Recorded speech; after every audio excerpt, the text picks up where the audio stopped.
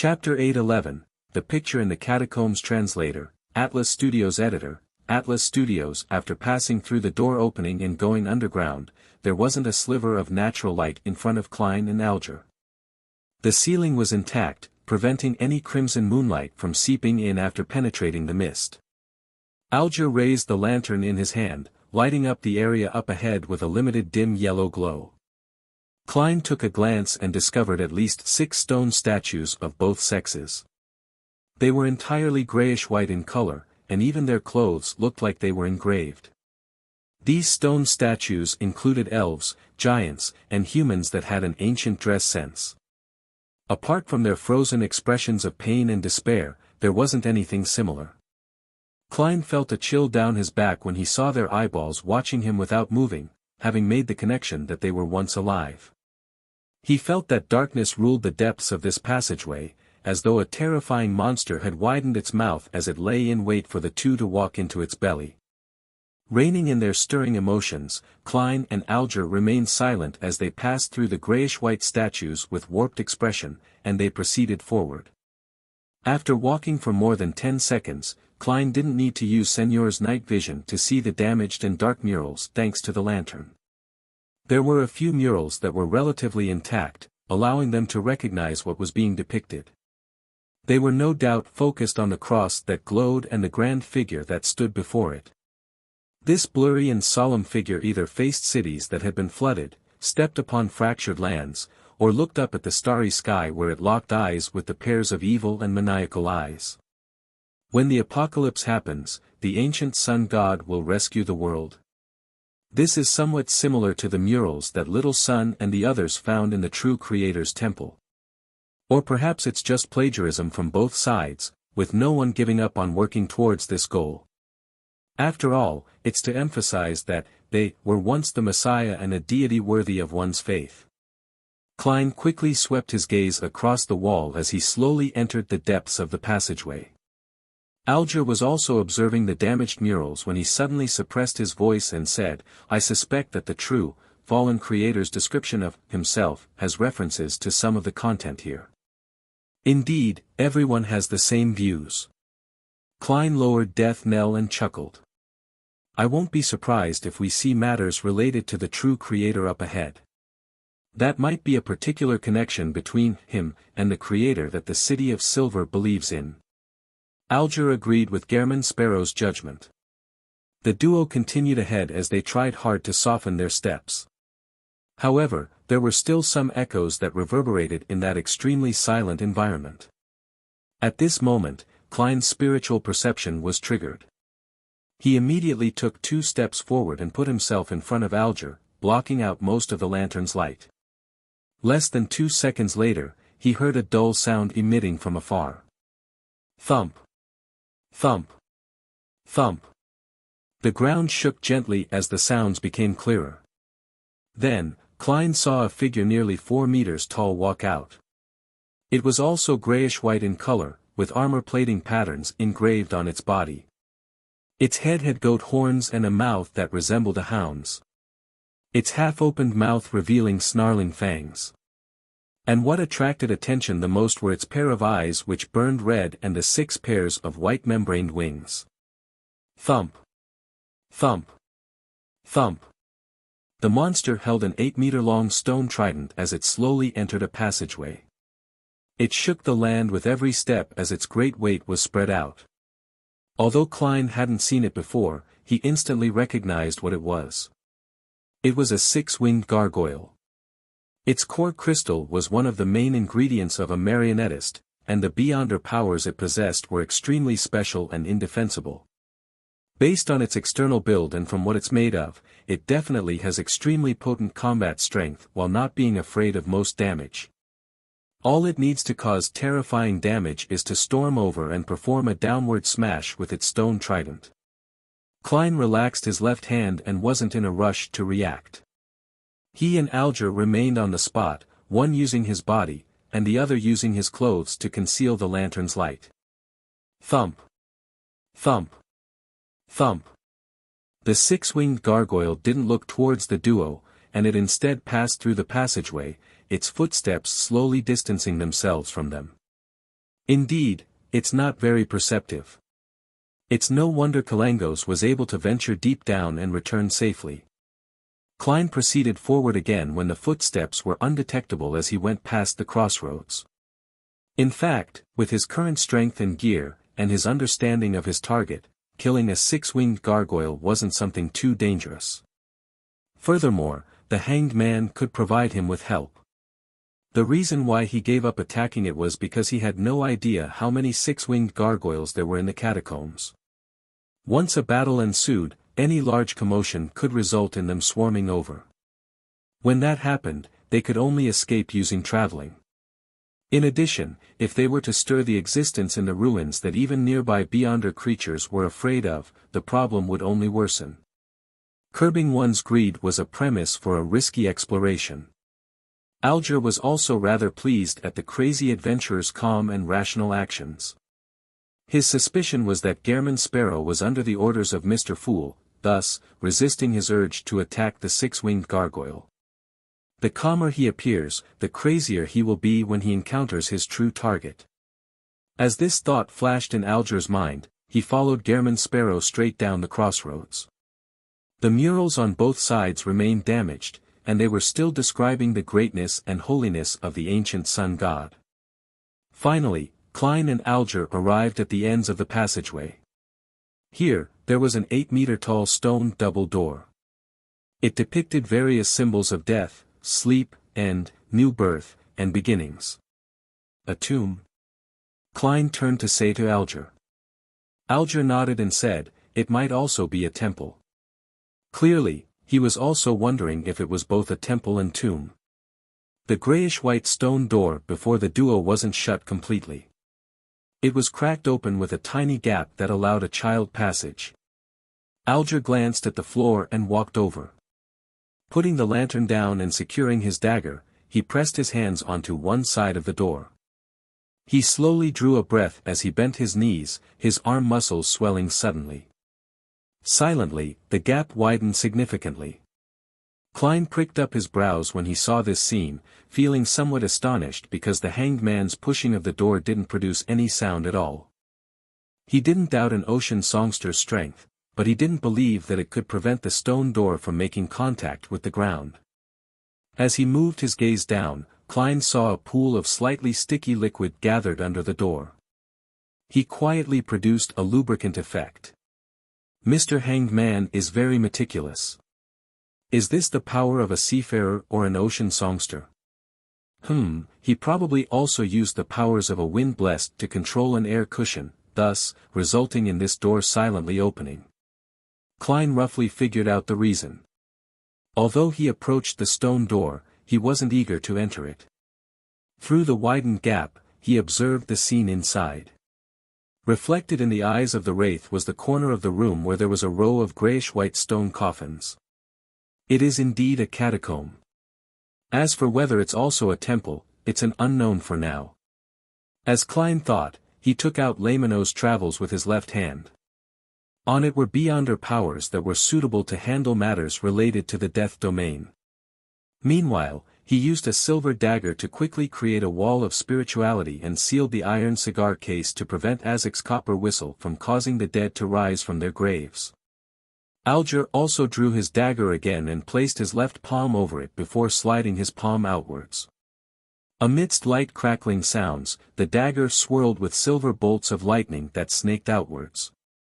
Having made their preparations, Klein, who was acting as the crazy adventurer, Gehrman Sparrow, was first to pass through the door and into the tomb.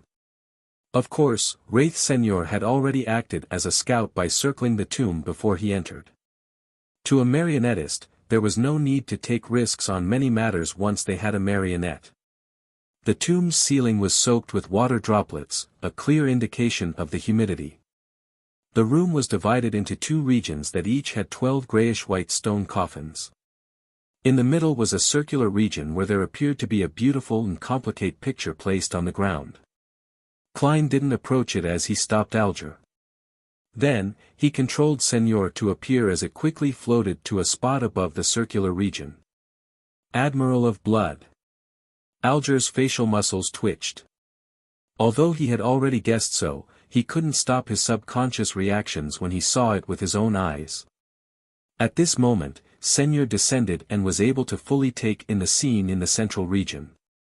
The picture had dark, dull colors with the background being filled with blurry figures. In the foreground was a long table. On the table was a figure with a resplendent cross glowing from it, and surrounding the figure were three people shrouded in shadows. One was handsome and youthful, another solemn and bold, and the last looking wise with his white beard. The three pairs of eyes exuded an indescribable sense of evil, just like the actions of their owners. One of them had ripped off the figure's arm, stuffing it into their mouths, and gnawing at it as blood was filling his mouth. Another held up a brain and sucked at its juices, while the last had dug out a beating heart, chewing at it in a ravenous manner. In contrast to them, in the figure's chest was a long and wide crack. Sitting cross-legged in there was a dark and sinister infant who was masticating on the intestines that had fresh blood gushing down. These four entities seemed to sense someone prying into their act as they looked up in unison, as though they were staring at any being that placed their eyes on the picture. Chapter 8:12, Myth from Another Perspective. Translator, Atlas Studios. Editor, Atlas Studios. Upon clearly seeing the picture through Señor's vision, Klein's heart raced so loudly that even he could hear it. As a seer who was good at interpreting revelations and symbolism, he felt his blood gush to his head, leaving his head swelling. It seemed to prevent him from engaging in thinking deeper into it. Even so, there was an ethereal voice belonging to him that resounded in his mind. It was filled with alarm. That figure that's dismembered and eaten likely represents the ancient sun god, the Lord that created everything, the omnipotent and omniscient God which the City of Silver believes in. And I've seen the three evil figures surrounding him before. In the underground ruin in Backlund, the place that sealed that terrifying evil spirit. They existed in the form of a statue but didn't look as evil as the picture depicts them to be. They each respectively represent, the eternal blazing sun, the Lord of storms, and the God of knowledge and wisdom. Suddenly, Klein recalled the name he had once received, one that he had directly received when looking straight at the eternal blazing sun, White Angel. No way. Could it be that the eternal blazing sun was once an angel by the ancient sun god's side? Little Sun once mentioned that they heard an ecclesiastic's penitence and prophesy of a matter in Afternoon Town. One of the sentences was, "The kings often came to the palace belonging to the dusk to conspire." The eternal blazing sun was originally named White Angel, which is also a king of angels, one that betrayed that creator. And he, and the Lord of storms, the God of knowledge and wisdom, and the dark infant who I have no idea what it represents had benefited the most out of consuming the City of Silver's creator. The Bibles of the various churches mention that the three most ancient deities were born from the original creator's spirit. In a sense, it's actually hinting at this dark history. If my theories are correct, then the Lord of storms and the God of knowledge and wisdom are likely the kings of angels that served the creator, the ancient sun god, who the City of Silver worships. Perhaps they should be addressed as Wind Angel and Wisdom Angel. This way, all 8 kings of angels are accounted for: Dark Angel, White Angel, Wind Angel, Wisdom Angel, Angel of Imagination, Angel of Time, Angel of Fate, and Red Angel. From what Little Sun heard, and from the subsequent developments of these kings of angels, it seems that apart from the 2 sons of God, Ammon and Adam, the other kings of angels had betrayed the creator. No way, this ancient sun god ended way too tragedy. However, this picture might not be real. It might be sacrilege. It's still suspect. I wonder who the dark infant sitting in the ancient sun god's abdomen represents. It feels like the true creator is the greatest suspect. Klein instantly thought of many matters as he felt the urge to leave and pretend that he hadn't seen the picture the deeper he pondered over the matter. At that instant, he felt an irrepressible sense of fear, to the point of feeling that the eternal blazing sun, the Lord of storms, and the God of knowledge and wisdom were casting their gaze down from the astral world in his imagination. Who left this picture behind? Who could have known so many secrets and clearly be on the ancient sun god's side? One of the other angels or saints that have been constantly following the City of Silver Creator with enduring faith. Klein's back oozed with sweat as his body trembled slightly. Although Alger's observational abilities were inferior to Miss Justice, he was an experienced beyonder. In this environment that needed a high sense of vigilance and awareness, it wasn't difficult for him to notice that something odd had happened to Gehrman Sparrow. What happened? He asked with a suppressed tone. Klein suddenly snapped to his senses as he made Seigneur move his gaze away as he pointed at the circular region in the middle. You'll know just by looking at it. A picture that can make Gehrman tremble. Will it make me lose control immediately? It's probably not a problem since he's not stopping me but suggesting that I take a look. However, I cannot eliminate the possibility that he has already lost his reasoning and is just acting normal. Many thoughts flashed through Alger's mind, but ultimately, he steadily walked towards the central region with his lantern in hand. After about 8 steps, he saw the gloomy picture. In just 3 seconds, Alger's hands trembled with the dagger and lantern in his grip. It was as though he was suffering from some kind of mental illness. Thanks to the world Gehrman, he had once seen the 6 Orthodox deities' anthropomorphic statues in the Tarot Club.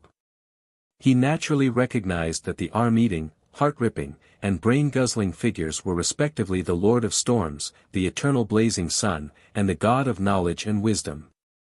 In the past, he had committed a disloyal act to the church whilst under Kalangos's coercion. He joined the Tarot Club and distanced himself from the Chasm of Storm, believed in Mr. Fool and wished to gain more strength and power, and he leaked the church's intel and was unmotivated in certain matters. Even so, he ultimately believed himself to be a believer of the Lord of Storms, albeit someone who wasn't devout and passionate enough. But at that moment, he felt deep down in his heart that he had committed a grave sin of sacrilege. He nearly dug out his eyes in horror. To not kill myself directly, it means that I really have become a false believer. Alger didn't dare take another look as he turned around and looked at Gehrman Sparrow. With a trembling voice, he asked, "Those 3 are kings of angels?" "I can't give you confirmation. All I can say is that the Eternal Blazing Sun is intimately connected to the White Angel," Klein vaguely answered. As expected. Alger immediately felt that the possibility that the Lord of Storms, the Eternal Blazing Sun, and the God of Knowledge and Wisdom were once kings of angels. As for Gehrman Sparrow not being able to confirm the situation, he wasn't too surprised. It wasn't odd since he was only a blessed and not Mr. Fool. Alger was just about to say something when he heard a sharp screech. It was as though someone was using their fingernails to scratch the lid of a stone coffin. No, it wasn't an analogy, and it was exactly what was happening. Schwing. Rip. Sizzle. Sharp, jarring sounds of scratching sounded from 3 stone coffins on both sides. Then, the heavy lids were either flung open or blasted open as 3 warped figures stood up. One of them wore an ancient white robe that had nearly turned gray. Its face was riddled with pockmarks, and across its neck, forehead, and the back of its hands were deep eyes. Beside it was a figure with huge palms and thick fingers that looked as though they were made of wood. Slathered around its body was a layer of yellow-green pus as a mist of the same color emanated out of it, seemingly capable of eroding away the stone coffin. Opposite the 2 was a figure in a tattered brown jacket with a triangular hat with a skull on it. Many parts of its skin had rotted away, revealing the bone beneath. Under its clothes and pants, thick and slimy tentacles that had fish scales embedded inside had burrowed out as it released a domineering, savage, tyrannous, and terrifying aura. This even made Klein feel as though he was facing a high-sequence beyonder from the storm pathway. However, its body didn't appear to reach that level. The 3 deceased bodies that crawled out of the coffin cast their eyes in the direction of Gehrman Sparrow and Alger. One produced silver bolts of lightning that crackled. Another reflected the duo's figures in the countless eyes it had. The last one spread its yellow-green mist and created brown vines. At the same time, they stormed over with loud and hurried footsteps as a 6-winged gargoyle was rushing over. Upon seeing this, Klein didn't panic. His Laymanos Travels wielding left hand reached into his pocket, tore open the wall of spirituality, and used 2 fingers to pick out Azek's copper whistle. Right on the heels of that, he flicked his wrist and threw the copper whistle to the other side of the room. Without any surprises, he saw the 3 deceased bodies with terrifying auras turn around and rush towards it like trained hounds. Upon seeing this scene, Alger's gaze froze before he made a decision. He threw his lantern and rushed for the door. His experience told him that while Gehrman Sparrow could deal with the 3 terrifying deceased, he needed to hold back the 6-winged gargoyle to prevent it from interfering with the crazy adventurer's battle. Bang! Just as Alger arrived at the door, he saw the double door crack.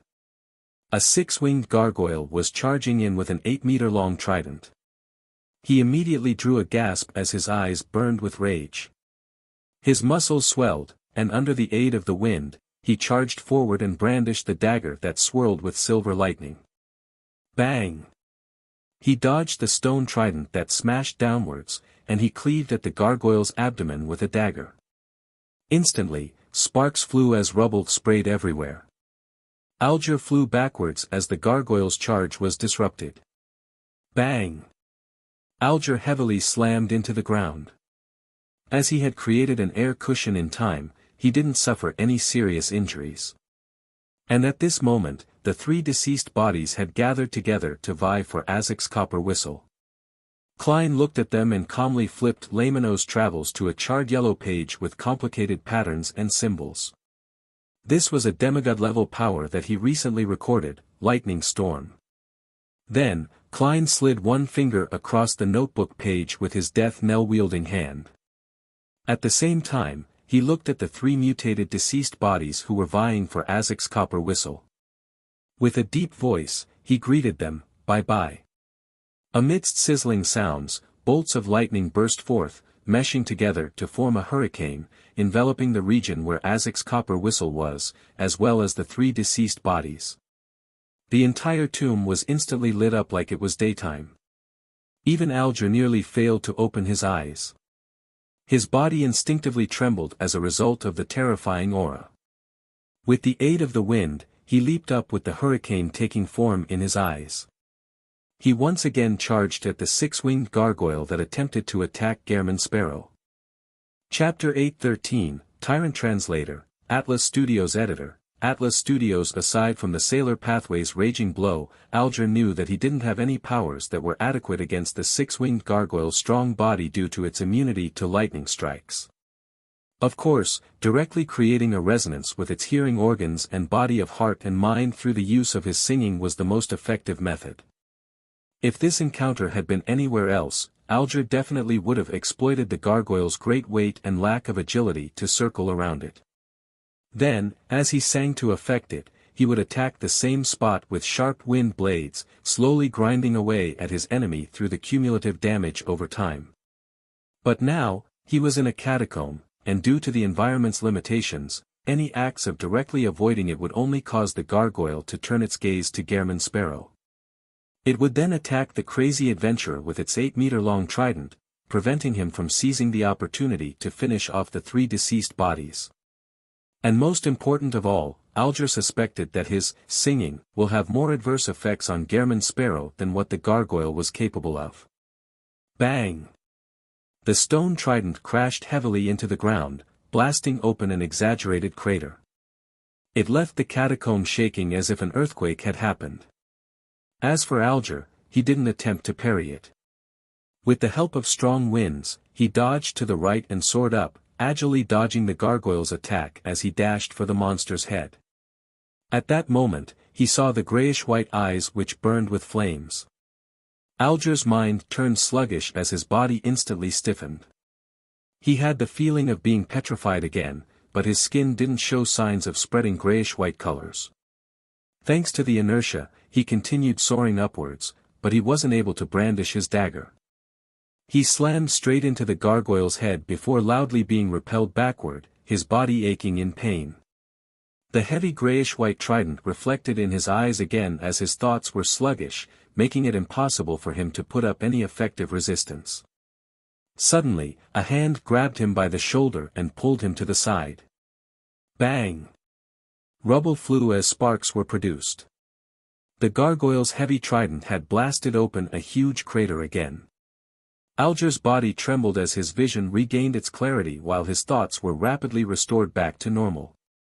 He was like someone who woke up from an irresistible nightmare which he was helpless against as he regained control over his body. Only then did he realize that Gehrman Sparrow had appeared by his side. There were still remnant flashes of lighting and sizzling sounds in the corner where the three deceased bodies were.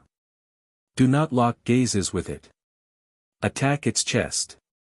As Klein pulled Alger away quickly in a bid to dodge the stone trident, he succinctly advised his companion. Alger had personally experienced and witnessed many battles, so without further explanation from Gehrman Sparrow, he knew what the latter meant. He stopped receiving aid as he nimbly circled to the gargoyle's flank. Tap! Tap! Tap! He ran towards the gargoyle and waited for the stone trident to sweep over him, before soaring high up with the help of the strong gales to dodge the attack. Whoosh! Another hurricane pushed Alger towards the gargoyle's chest. During this process, he closed his eyes, pulled back his right arm, and bulged his muscles. Then, with his ability to judge distances as a seafarer, he threw out his dagger-wielding right fist. Howling wind blades and sizzling lightning were emitted along with his fist. Bang! Alger's right fist heavily struck the gargoyle's chest, producing an explosive effect. It caused the gargoyle stone to be covered in fine cracks as silver lightning snaked around. Following that, the cracks widened and depressed into a pit. With a cracking sound, his dagger exploded, turning into countless fragments that scattered everywhere. The strong recoil sent Alger flying back. In midair, he saw through the corner of his eye that the hatted Gehrman Sparrow had at some point in time circled to the front and cocked his revolver. Right on the heels of that, the cold adventurer suddenly raised his hand and aimed the black barrel right at the gargoyle. Bang! Amidst a loud echo, a bullet tore through the pit in the gargoyle's chest and pierced it. Following the explosive boom, the grayish-white stone monster convulsed a few times before the flames in its eyes were extinguished. After a brief pause, it collapsed like a mountain, producing an exaggerated sound and earthquake-like shaking. Death Knell had delivered a lethal blow. And at this moment, Alger had just maintained his balance and found his footing thanks to the wind. Klein didn't speak to him or search for the spoils of war. He immediately turned around and headed for the charred area where Azek's copper whistle sat silently. Slippery tentacles covered in fish scales moved as the deceased body with nearly half its body gone had stood up. Bolts of lightning continued snaking around its body. It was the domineering, savage, tyrannous deceased body that wore a tattered brown jacket with a triangular captain's hat. It was missing its left arm and right leg, as well as having half its head. Its body was covered in traces of charred and melted flesh. But even so, it didn't sleep in peace. It was still attempting to fuse with the surrounding flesh and blood in order to obtain a stronger state. One had to know that Klein had used Lightning Storm, which he had recorded from the Sea God Scepter. Even if the act of recording had reduced its might, it was definitely the beyonder power at the demigod level. Just the fact that the other two deceased went silent without letting out a grunt was a testament of its might. This awakened deceased body is problematic. Klein's heart stirred as he made Senor leap onto the smooth surface of Azek's copper whistle before attempting to reflect onto the deceased fish scale on its slippery tentacle. At that moment, through the marionette, Klein sensed a tyrannical and high-level repulsive force. The wraith was unable to possess it. Senor was even repelled as it couldn't help but lose its invisibility. Upon seeing this, Alger didn't question the situation. He raised his hands and created a spiraling wind around the deceased body, hoping to restrain its actions. However, the wind didn't sweep inwardly, as though it was afraid of something. It was forcefully dissipated as it rapidly vanished. The only thing to be happy about was that the deceased body didn't immediately attack the duo. Instead, it jumped to the left, bent its back, and attempted to pick up Azek's copper whistle. Klein immediately flicked his wrist and precisely flipped Lamino's travels to the page with abyss shackles. This was a Beyonder power which Emlyn had recorded, one belonging to a Sequence 7 vampire. As Klein swiped his death knell-wielding right hand onto the notebook, the shadows around the deceased body suddenly came to life and manifested chains that shackled it firmly to the ground. Taking advantage of his opponent's brief pause, Klein raised his revolver in a deadpan manner. Different colors, red, green, and white, immediately appeared in his vision. Aiming at the white, Klein pulled the trigger. Bang! A pale golden beam shot into the head of the deceased body, causing it to rupture immediately into a spray of blood. At the same time, the purifying bullet also emitted a sun-like radiance that illuminated the target's body. The deceased body melted like wax as it bent its waist and lost its balance, collapsing right beside Azek's copper whistle. Monsters without any intelligence that only move on instinct are much easier to deal with than Beyonders of the same level. However, am I letting the copper whistle down? Ever since it was given to me, it has suffered explosions, the catharsis of lightning, and the purification of sunlight.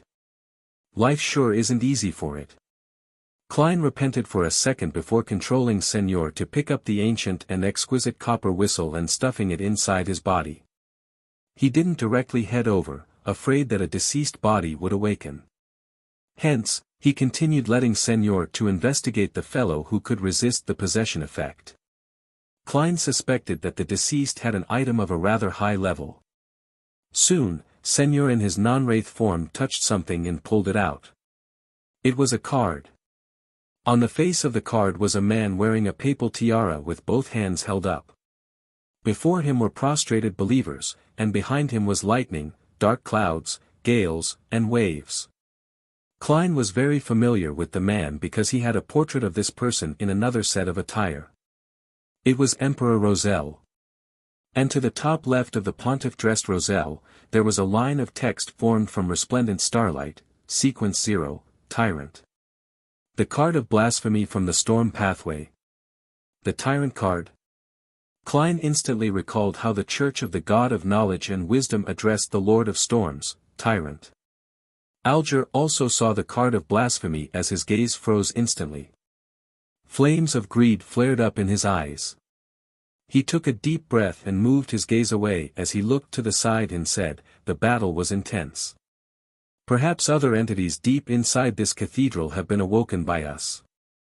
So, let's store away the things as quickly as possible and prepare to leave. Mr. Hanged Man, do you think I'm not aware of that? There's no need for you to nag. What happened to our tacit teamwork from before? Heh, indeed. The Tyrant card has affected you. You can hardly calm down, and you have become talkative." As Klein got Wraith Senor to pick up the card of blasphemy and enter one of the deceased bodies to accelerate the production of the Beyonder characteristic, he coldly said, "You've already wasted 5 seconds." Alger was taken aback. Without saying another word, he walked to the remains of the 6-winged gargoyle and dug out the eyeball that glowed red. Then, he patiently waited for a moment and reached into its shattered back to extract the gargoyle translucent crystal. Elsewhere, with the wraith's help, the deceased body that was covered with yellow-green pus produced a blob of brown soil. It had roots to it with hidden blood vessels. It appeared rather strange. Without wasting time to guess at the sequence or pathway it belonged to, Klein got Senor to store it away before heading for the deceased body whose slippery tentacles were still twitching slightly, to accelerate the production of the Beyonder characteristic. Seeing what looked like a jellyfish with azure blue seawater in it take form, Klein and Alger suddenly heard a dragged-out sound. Sigh. This sighing came from deep within the cathedral, bringing along with it an indescribable sense of ancientness. Chapter 8:14, Disappeared Translator, Atlas Studios Editor. Atlas Studios. The long sigh that sounded from deep within the cathedral had left the back muscles of Klein and Alger tense as they were pumped with adrenaline. Without any hesitation, Klein's left glove turned transparent as he vanished, appearing beside the hanged man. As he reached out to grab his shoulder, Senor also picked up the jellyfish-like Beyonder characteristic and, with the help of Mirror Leap, returned back to the gold coin inside the iron cigar case. Right on the heels of that, Klein's and Alger's bodies turned incorporeal and invisible, leaving the catacombs silent again. The two of them were directly teleported into midair a distance away. Their figures came into existence amidst the shadows of the clouds and the crimson moonlight. Subconsciously, Klein and Alger turned their heads in unison to look at the primitive island, wishing to know if any changes would happen to it. When they heard that sigh, they had relied on their instincts and experience to immediately escape despite not sensing any actual danger. Now, they couldn't help but feel curious and puzzled.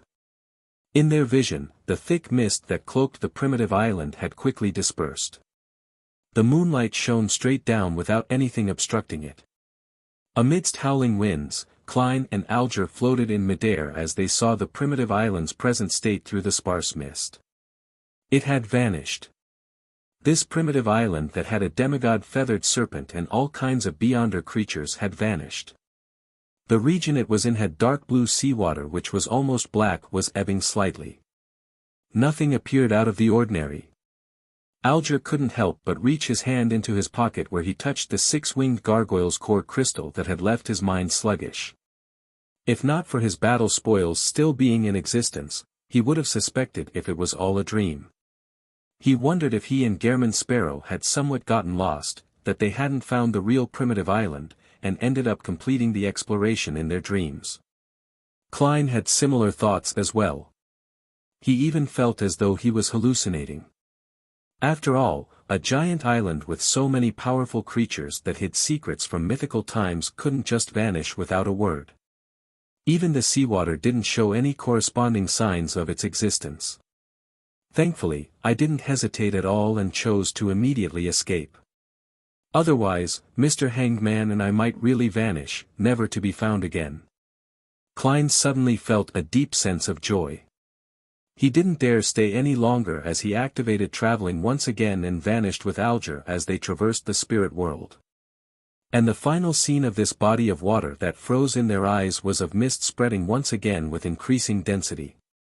After another teleportation, Klein and Alger returned to the deserted island. They stood on a reef and watched the waves strike the shore loudly. Alger looked around and heaved a silent sigh of relief. He took out the core crystal of the six-winged gargoyle and said, "This is a shared spoil of war. You get to choose first."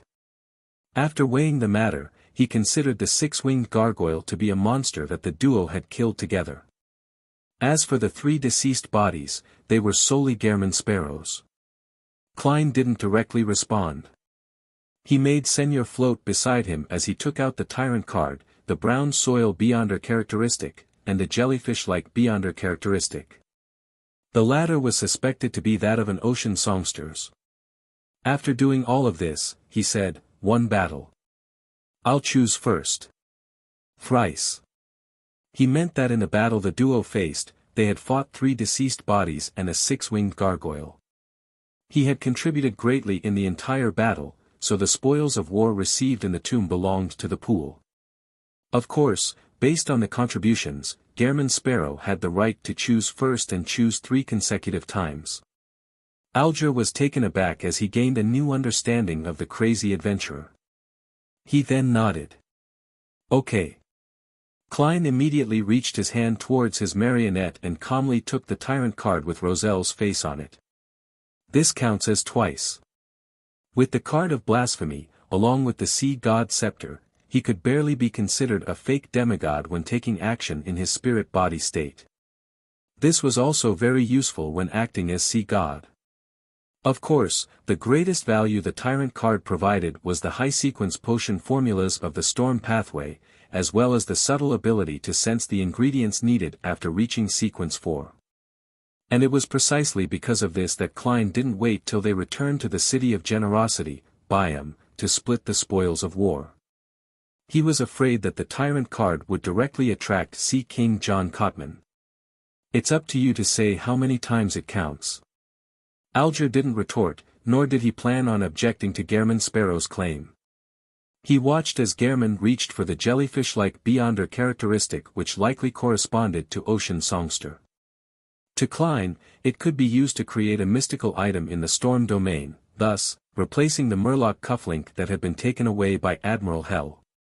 It could also be bestowed to the Rorstad Archipelago's resistance in the future to raise their survivability at sea. Of course, the condition was that they had greatly pleased Sea God. Putting away the Tyrant card and the jellyfish-like Beyonder characteristic, Klein glanced at the Hanged Man, indicating that it was his turn to choose. Alger deliberated and said, "Can I choose the Sequence 4 potion formula from that card of blasphemy?" "No problem." Klein nodded without much of an expression. "I'll give it to you in the future." Although the Tyrant card had been activated, using it was bound to cause quite a stir. Therefore, to be safe, Klein planned on heading above the grey fog to study it after he returned to Backland. All right. Even with Alger's stateliness, he couldn't help but smile. After this adventure, once his digestion of the ocean songster was almost done, he could showcase his strength and take the path of being advanced by the church. When the time came, drinking an additional potion wasn't a big problem. Even if he didn't give birth to a child, just time alone could allow him to resolve the matter completely. The key obstacle was that going from Sequence 5 to Sequence 4 was a qualitative transformation. It was a sublimation of life's natural order. Countless ocean songsters in the Church of Storms had worked hard for decades, but they had failed to obtain an opportunity. Alger didn't believe that he, as a mixed blood, one who had promoted himself from a servant, would receive any special treatment. He felt that not being ostracized was already something to be happy about, a result of his ability to build social ties. Furthermore, in the church, the potion was directly given for the advancement to Sequence 4. There was no advanced understanding of the formula or its preparation. For Alger to gain an advantage in this intense competition, he had to have other ideas apart from being ranked within the top 3 in terms of contributions. His present line of thought was to kill a famous pirate. From him, he could obtain the Cataclysmic Interr's potion formula. Then, he could let the clues point towards the mutated deceased body in the primitive island. It was likely a powerful pirate who had once been active at sea before suddenly vanishing. This way, the upper echelons of the Church of Storms would definitely suspect that this powerful missing pirate had obtained the card of blasphemy, and this undeniable reality could be verified via many different means. Alger could use the advantage of already knowing the Cataclysmic Interr's potion formula to obtain a chance to become a Sequence 4. Of course, that's working on the premise that the Church doesn't have a sealed artifact that can directly wipe out any corresponding memories. If this method doesn't work, and there's no real way to advance, I can only secretly gather the corresponding ingredients and prepare the required ritual for advancement. Once I become a Sequence 4, I'll immediately leave the church and become a pirate king. Alger reined in his thoughts and watched as Gehrman Sparrow took away the brown soil-like Beyonder characteristic. Glancing at the remaining items, he put away the grayish-white translucent crystal and handed the 6-winged gargoyle's eyeball to Gehrman Sparrow. With him not lacking any powerful offensive means, and him being well-rounded when it came to the sea and land, it was rather useful for him if the Beyonder ingredient could be made into a mystical item. Back in the tomb, if it wasn't because he was uncertain if psychic piercing could affect the gargoyle, and the battle situation didn't allow for any mistakes, he would have chosen to first use the Whip of Mind. After splitting the spoils of war, putting them in different boxes, and sealing them with walls of spirituality, Klein stored away Senor. Reaching out his hand to grab the Hanged Man, their figures turned faint as they entered the spirit world. After the traveling was completed, the two appeared on a mountain beside the sea in the Biome city outskirts. It was still close to the cemetery, and it was as though they had never left. Alger didn't harp on the topic as he nodded at Gehrman Sparrow. "If you need any mystical items created, I shall bear the corresponding costs. It's a pleasure working with you." Wearing the transparent glove, Klein tersely answered before vanishing. He left the Hanged Man behind, and he directly teleported himself to a secluded corner in Biome City. "Next, I need to select a lucky pirate." Klein surveyed his area as he muttered silently and stretched his fingers before walking out into the street. Of course, he didn't forget to change his appearance. He also smeared blood over Lamino's travels. After all, there were bounty notices everywhere for Gairman Sparrow, and Sea King John Cotman remained in this city. If he were recognized or got lost, things would be nasty. On the mountainside outside the city, Alger looked up at the dark night where there were the crimson moon and the countless stars. He slowly inhaled and exhaled, allowing the refreshing and saltiness of the seaside to cleanse his body. The exploration he had just completed was the most dangerous adventure he had ever had. If not for the teleportation from Gairman Sparrow's creeping hunger, he doubted that they could escape alive. However, as Mr. Fool's blessed, the world should have other trump cards. For example, those demigod-level Beyonder powers in Lamino's travels. But in that case, we might not have successfully reached the tomb, with us encountering more trouble along the way. Yes, that card of blasphemy of the storm pathway is the target that made him restrain his madness. Was an instruction from Mr. Fool? He had already foreseen it. Perhaps, he even knows the existence that produced that sigh from deep within the cathedral. Back then Kalangos might have seen the tyrant card but had lacked the ability to obtain it. That must be why he said that. Alger's mind churned as he slowly walked to the foot of the mountain. Chapter 8:15, After Action Review Translator, Atlas Studios Editor, Atlas Studios Backlund, 160 Backlund Street. Gairman Sparrow's figure suddenly appeared inside his bedroom as his black trench coat fluttered while his half-top hat remained straight. The Dwayne Dantes lying in bed immediately turned incorporeal, receding into a palm-sized mirror. Probably no one came tonight. Rhodes didn't cause any trouble. Upon seeing the peace and quiet, Klein secretly heaved a sigh of relief as his body grew a lot taller and his sideburns turned gray. His blue eyes deepened as he transformed into Dwayne Dantes. Meanwhile, watery waves stirred in the mirror as silver light gathered to outline words, "Great Master, I didn't do anything today.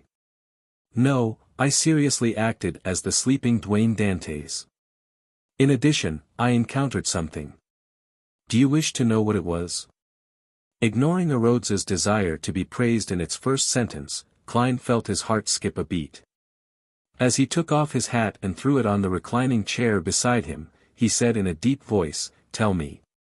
The words on the mirror disintegrated and squirmed into new text. "A lady peeped into this house when she was walking past this street. How does that matter? There are plenty of people who admire the surroundings when passing by every day." Klein was just about to say something when the aqueous light stirred on the mirror's surface, outlining a figure. The person was dressed quite oddly in the eyes of normal people. She wore a spirit medium's black robe. Her eyeshadow and blush were blue. She looked beautiful, but she also had an uncanny appearance.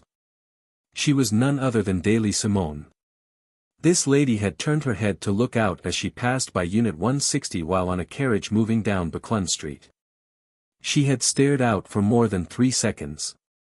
Man, she not only had an impression of Dwayne Dantes because of his eyes, but she has also grasped something about the situation. Klein frowned slightly and asked, "Anything else?" "No."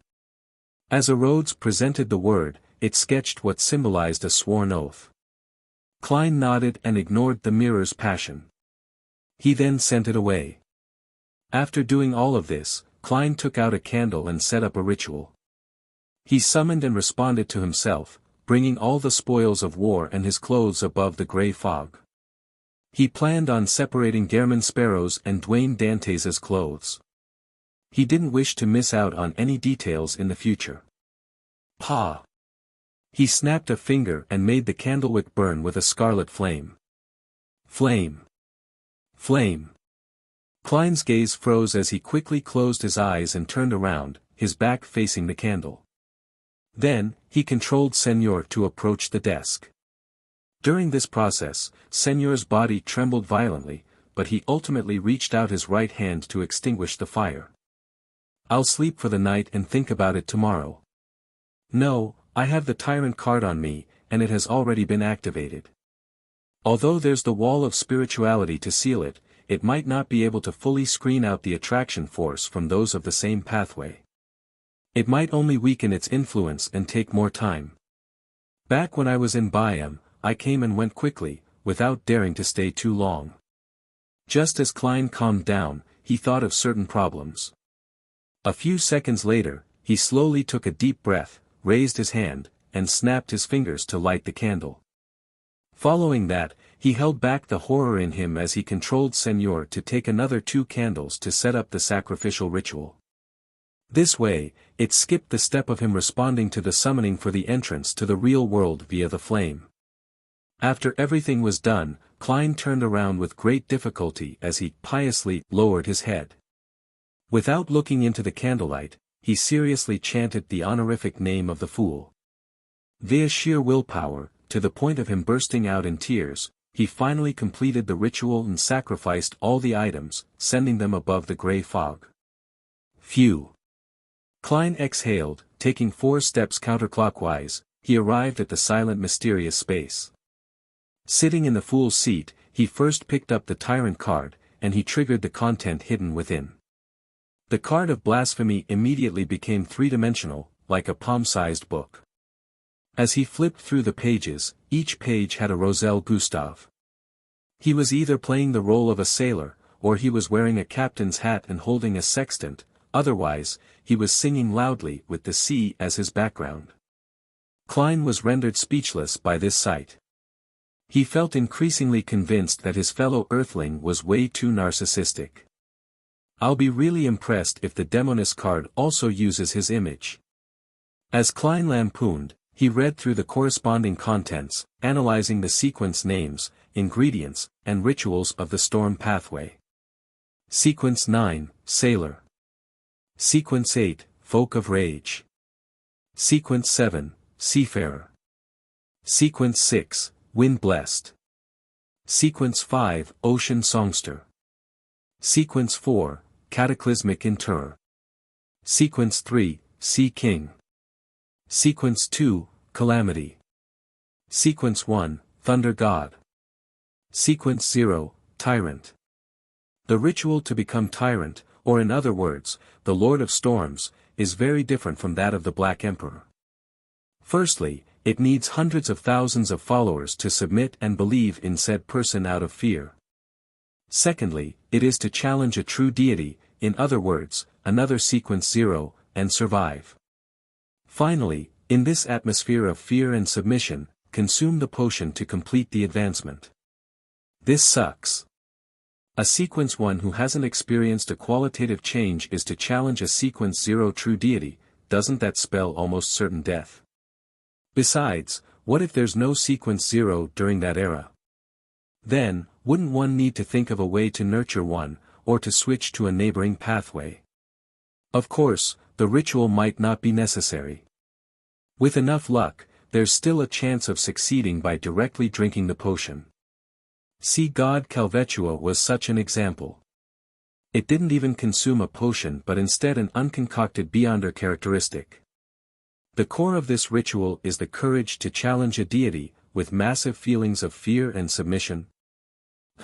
Tyrant doesn't seem to come equipped with the Black Emperor's uniqueness of distorting rules, preventing him from resurrecting from the dead and returning from the void. However, it seems to be able to transform into lightning or light for a short period of time, perhaps capable of creating a planet-level disaster. Emperor Roselle's focus is on the formula and ritual. His description of the Beyonder powers and deity authorities are very vague. Klein casually summoned a piece of paper that wasn't conjured.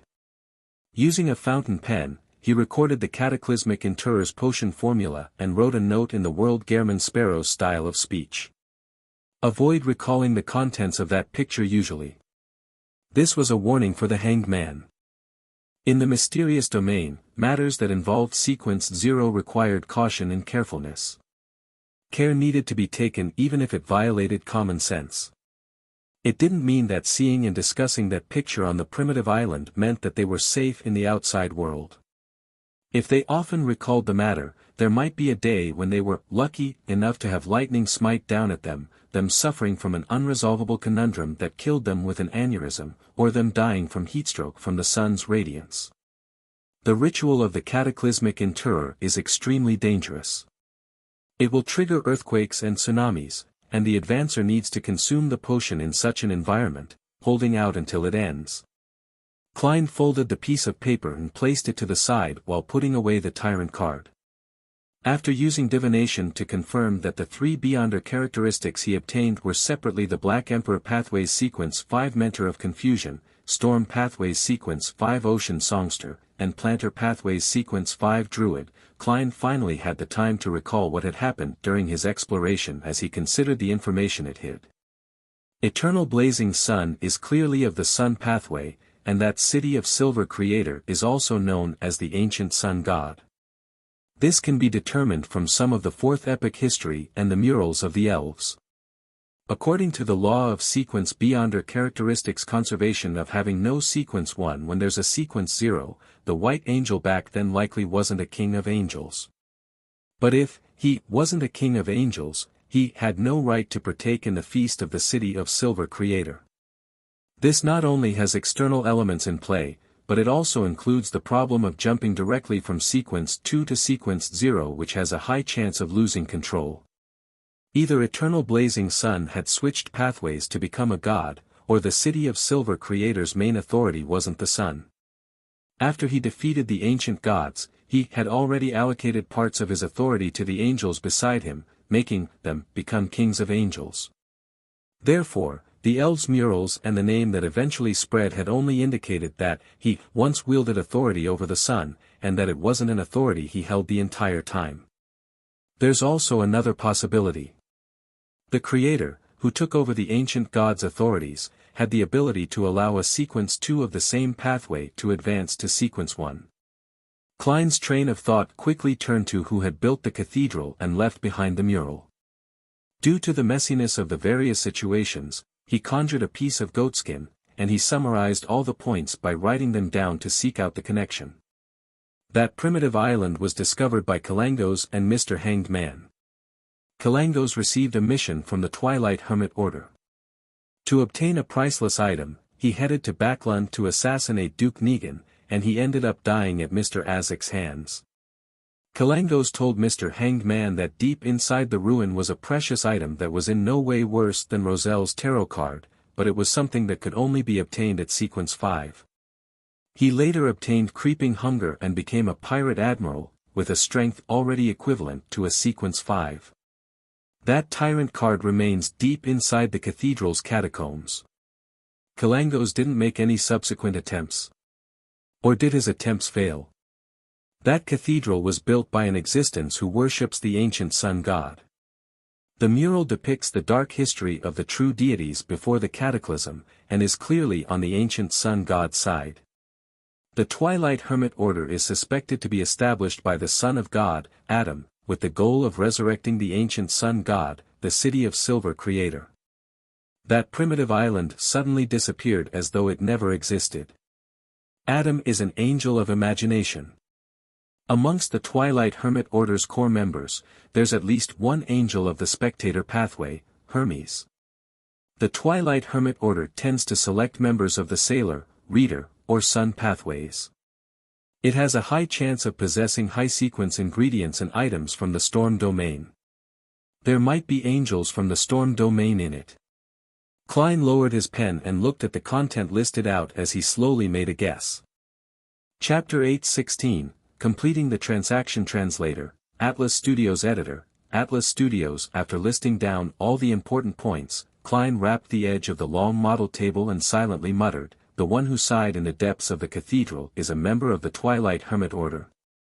Kalangos had caught the eye of the Twilight Hermit Order after he managed to venture deep inside. Later, he obtained an advancement and received Creeping Hunger, allowing him to become a pirate admiral. If that's the case, it can be understood why he didn't go to the primitive island again to take away the tyrant card after possessing the strength of a sequence 5. It's yours only if it's given. You can't touch it if it's not given. Of course, Kalangos might have established contact with that member of the Twilight Hermit Order during his second visit of the cathedral after possessing enough combat strength. Regardless, that primitive island must have quite a connection with the Twilight Hermit Order. The reason why we arrived at the tomb rather smoothly in the other zones and saw the picture of the kings of angels feasting on the Creator was because that Twilight Hermit Order member had the intention of letting us do so. They are happy to let that lost piece of history spread given the chance. However, their depiction of something from their own standpoints might not be the truth as well. Later, that Twilight Hermit Order member probably sighed because he or she didn't expect us to quickly finish off the awakened deceased bodies and the six-winged gargoyle to obtain the tyrant card. With how things normally go, we should have been in danger, and he quells everything, talking to us from a distance, making us outer circle members of the Twilight Hermit Order. Klein carefully used he to refer to the existence in the depths of the abandoned cathedral. He even suspected that the person might be the former king of angels, son of God, Adam. Of course, he wasn't certain if the primitive island belonged to the Twilight Hermit Order. He believed that even divination wouldn't give him a certain answer, as there were too many possibilities. It also involved other hidden existences, and any information related to the spirit world would definitely be wiped away or hidden. If it's really as I guessed, does that mean that I missed the chance of joining the Twilight Hermit Order? If I pass their test, then I might be able to take a glance at the second blasphemy slate and obtain the high sequence potion formulas of the seer pathway. What a pity. However, Gehrman Sparrow has a mysterious origin with a secret existence backing him. This is known by the various factions at sea, and as the most ancient and secret organization, the Twilight Hermit Order will definitely be aware of the corresponding situation. The outcome for Gehrman Sparrow would probably be immediate execution and then having answers obtained via spirit channeling. Klein first found it a pity before feeling afraid. As his thoughts whirred, he even thought of sending the hanged man to the primitive island again and seek out an opportunity to make him an outer circle member of the Twilight Hermit Order, so that he could slowly reach its core. Sigh, but the problem is that the primitive island has vanished. Otherwise, Mr. Hanged Man really has a chance of being a triple, no, a quadruple spy. Klein snapped his fingers and made the paper in front of him disappear, throwing the night's exploration to the back of his mind. However, he warned himself that he needed to pay attention to the appearances of any abnormalities in his daily life. He was afraid that it wasn't that the hidden existence deep in the cathedral wasn't able to stop himself and the hanged man from escaping, but that he had a deeper motive. If not for the gray fog and him having been sterilized, Klein even suspected if there were any hidden marks left on him. Glancing at the items on the table, Klein first flipped the Tyrant card over and placed it beside the Black Emperor card. Following that, he began considering how he would deal with the remaining spoils of war. He already had plans for the Sequence 5 Druid Beyonder characteristic of the Planter pathway, sell it to Frank Lee via the Hermit Catlia. But the problem is whether I want to accelerate the destruction of this world. Klein gave a self-deprecating laugh as he fell into a dilemma. Allowing a dangerous fellow like Frank Lee to advance to Sequence 5 meant that cows, fish, the sea, and rose bishops would be fearful. No one knew what this fellow, who was no better than a lunatic, would achieve in his experiments after obtaining greater powers. It was an unknown what sort of strange species he could create. What if he plants himself and obtains a bunch of Franks? The world would truly be in danger if that happens. Klein silently exhaled and planned on letting Admiral of Stars vex over this problem. After all, I'll just be selling the Druid Beyonder characteristic normally. Whether Ma'am Hermit wishes to buy it is up to her. Besides, it's only a Sequence 5. I believe Queen Mystic and the Moses Ascetic Order will support her and be able to ensure nothing goes wrong. Besides, the Church of Mother Earth has a bunch of saints, angels, and Grade 0 sealed artifacts, as well as a true deity. There's nothing they can't handle. As Klein consoled himself, he placed his attention onto the Mentor of Confusion and Ocean Songster Beyonder characteristics. His initial plan for the latter was to create a mystical item, but he wasn't sure if the artisan that the Hanged Man knew had the ability to do so. As for the former, he planned on selling it. Although it could also be made into an item, it overlapped with the Baron of Corruption inside the glove. Besides, Klein also began to realize that having too many mystical items wasn't necessarily a good thing. Particular negative effects were a pain when stacked. With creeping hunger and the rentable Laymanos travels, he believed that it was best if he traveled light most of the time. Under normal circumstances, creeping hunger matched with death knell, along with a few purifying bullets, it was enough to deal with most matters. When in a sea or air battle, he could have an additional mystical item made from an ocean songster. In complicated situations, he could rent Laymanos travels when given the opportunity. If there wasn't an opportunity, he could use Grozel's travels for defense, and throw out the Fate Siphon charm. And this wasn't considering his own Beyonder powers, Wraith Marionette, or the hard-to-use Sea God Scepter. In terms of fixed assets, I'm considered a true tycoon.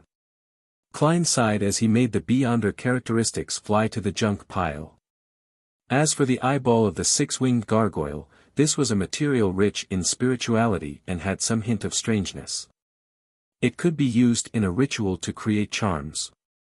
Klein temporarily had no better use or requirements for it, so he had already thrown it into the junk pile. After doing all of this, he disappeared from above the gray fog, and he returned to the real world. On Saturday morning, Furs had originally planned on waking up naturally, but she ended up being awoken by the world's transmission via Mr. Fool. He was returning Laymanos travels to her. Furs rubbed her eyes and planned on directly preparing the ritual, but when she saw her messy hair and puffy eyes, she decided to wash up first to make herself look human. She had finally sold the 2 properties yesterday, selling them at a higher price than she had expected. Even after deducting the corresponding taxes, she had received £6,550. To her chagrin, gold coins which were used in daily life may appear common, but when she attempted to collect them en masse, she failed to obtain much. After plenty of work, all she got was 600 gold coins. Phew, I can finally repay the debt and complete the transaction. Furs combed her hair and began setting up the ritual. Last night, to celebrate her first time accumulating such immense wealth, she secretly drank half a bottle of Lanty and a barrel of Southville beer. This resulted in her waking up in a terrible state. During the ritual, and after some communication, Furs paid £5,200 and 600 gold coins, closing the assassination commission and receiving an interrogator Beyonder characteristic. This way, she still had £2,530 in cash. As for the royalties from her 2 books, although they weren't much, they were relatively stable. After a brief wait, Furs saw the door of sacrifice and bestowment light up as 2 items flew out. One of them was Laymanos Travels, and the other was a light blue, translucent hexagonal prism. In it were streaking bolts of lightning. Mr. World sure has many Beyonder characteristics on hand. Furs sighed silently and first thanked Mr. Fool before ending the ritual to accept the interrogator's Beyonder characteristic. Finally, she picked up Laymanos Travels and flipped through it to see what additional Beyonder powers there were. As the pages flipped over, her gaze suddenly froze. This was because 2 of the charred yellow pages weren't empty. They were filled with mysterious and strange patterns and symbols. These represented Beyonder powers at the demigod level. A total of 2 pages. How extravagant. Furs couldn't help herself as she muttered. This was the first time she was seeing a demigod Beyonder power which she could freely use. As a best-selling author who mainly wrote romance, her first reaction was that the World Gehrman Sparrow was chasing after her. But thinking back to how they hadn't met before, and how the gentleman was a cold and powerful assassin, she quickly rejected such a guess. She believed that the World Gehrman Sparrow was probably able to receive help from a demigod at any time, so he didn't mind such matters. Phew, I should try not to use it. I'll let Mr. World use it when he rents it again. Furs exhaled with some fear, completely lacking the guts to take advantage of the terrifying assassin. After composing herself, she used her crystal ball and identified all the new Beyonder powers. She felt that they were all relatively useful apart from full moon. If I wish to commit suicide, this is quite a useful one, she muttered and closed Lamino's travels. She planned on giving Zio the interrogators beyond her characteristic when she returned in the evening. At 7 in the evening, Klein wore starched clothes as he waited at the foyer with butler Walter and valet Richardson to welcome the guests at his ball. Soon, he saw a familiar face walk over. Aaron Series. This famous surgeon walked to the main door while helping his pregnant wife. Pregnant lady. Klein's heart stirred as he walked over with a beaming smile. As a polite gentleman, Klein obviously wouldn't stare at Aaron's wife. He looked at the famous surgeon and said, "Good evening, Aaron. How may I address your lovely companion?" Aaron's cold demeanor hadn't changed, but it didn't stop him from handing over an intricately packed bottle of red wine and say with a polite smile, "My wife, Wilma Gladys, a middle school teacher. It appears you are about to become a father again. When's it due?" Klein received the present and asked. The topic he had planned to cover when talking to Dr. Aaron had been about a few new surgery techniques in the papers, but he never expected him to bring his pregnant wife. This was a pleasant surprise for him. This was because Ma'am Wilma Gladys was expecting the unborn snake of Mercury, Will Septon. Aaron subconsciously glanced at his wife's tummy and said with a smile, "Early July. If you don't mind, I wish to invite you to his birth party." Just as he said that, the gentle and beautiful black-haired lady, Wilma, suddenly held her tummy and exclaimed in pain. "What happened?" Aaron asked in concern. "He kicked me, but he's calmed down," Wilma said with an eased expression. She then looked at Dwayne Dantes and smiled. "Because of my pregnancy, I've been home all the time and haven't been to such balls in a while. Feeling pent up at home, I got Aaron to bring me along. Although I can't dance, I'll be able to chat with the other ladies, and I'll even find some time to play some cards." "Your presence honors me," Klein sincerely replied. "I will come for his birth party in early July." He wasn't affected by the tiny accident, as he still remembered Dr. Aaron's invitation. After exchanging a few words of pleasantries, Klein handed over the gift to his valet, Richardson, and got him to lead his 3 guests into the hall. Without needing to wait too long, he received his second guest. It was Bishop Electra, who was still wearing his black clergyman robe, and his female partner. His partner was a lady in her early 20s who still had a little bit of baby fat to her cheeks. She looked at everything with a sense of wonder, and she was filled with energy. However, she had an additional hint of maturity to her due to her already having a child. "Good evening, Your Excellency. My sleep has recently been excellent," Klein said, feigning ignorance of the Church of Evernight's secret efforts. Electra immediately tapped his chest 4 times in a clockwise fashion. "This is a blessing of the goddess." He then introduced his female partner. "She's my wife, Shona Johnson." As he often visited Dwayne Dantes and had been to his residence several times, he didn't need to prepare any gifts for the ball. It would appear overly polite and too distant. "Nice to meet you. You are a lot younger than I imagined," Klein greeted Shona half politely and half jokingly with a nod. Meanwhile, he silently did the math. It said that the bishop got married 2 years ago. That means that his wife was only 18 or 19. This age difference is quite huge. In a few years, I might have to introduce a particular chubby apothecary to him. Upon hearing Dwayne Dantes' joke, and recalling the conversation back when he visited him while the former was sick, Electra immediately felt uneasy. He coughed gently and replied, "She's someone who likes a bustle. If she's free, she has no wish to miss any ball." Klein didn't speak further because he saw Ma'am Mary alight from her carriage and was walking over. After letting Bishop Electra and his wife enter the hall, Klein smiled at Mary and said, "Ma'am, perhaps we will be fellow workers next week." The lawyer and accounting team he hired had completed their investigations and had cleared the coin company's audit and said that it was very suitable for investing into. Furthermore, he had already reached a preliminary agreement with the gentleman who was selling the shares.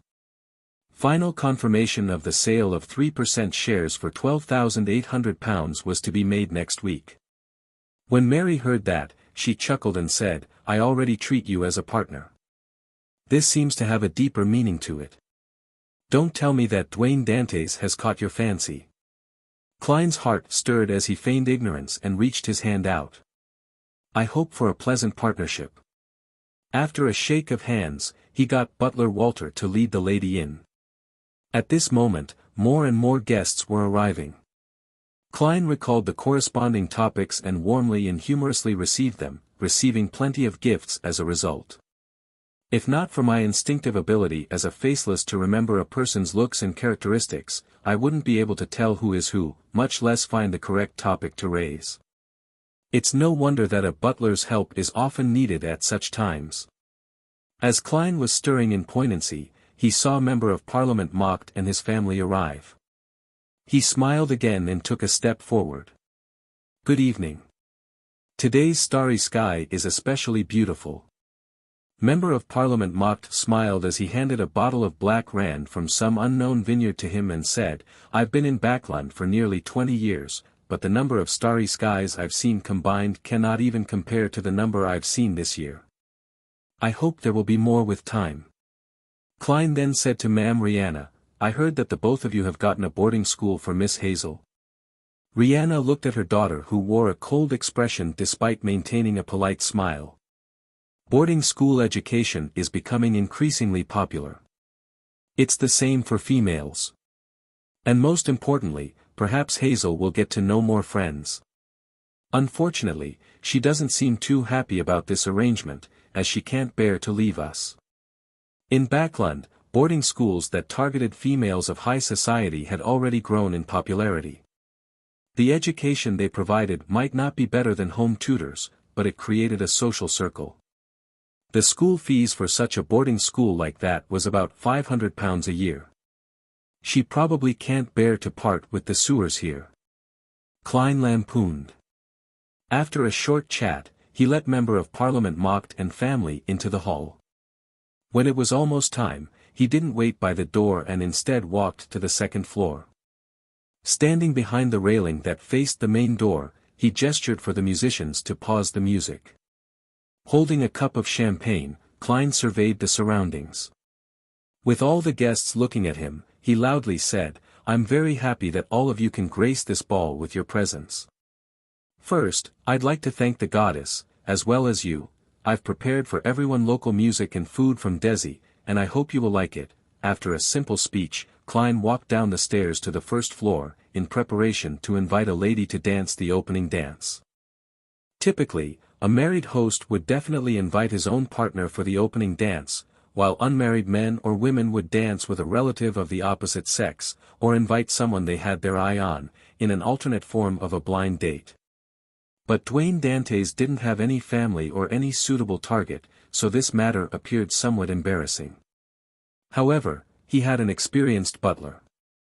His butler had hired a socialite of high society, and although dancing the opening dance would result in some rumors, it wouldn't make others believe that they were dating. Therefore, Klein looked at the lady named Aurea without any guilt as he walked towards her. This lady was a widow who had good relationships with several people in Backland's high society. She enjoyed quite a status in this circle, but of course, she wasn't well liked by the ladies. Anyone with a bit of standing looked down on her. Regardless, Aurea's female charms and her bearing was excellent. It was especially so with her figure that had alluring curves. If it wasn't because her looks were only above average, Klein would have suspected that she was a demoness.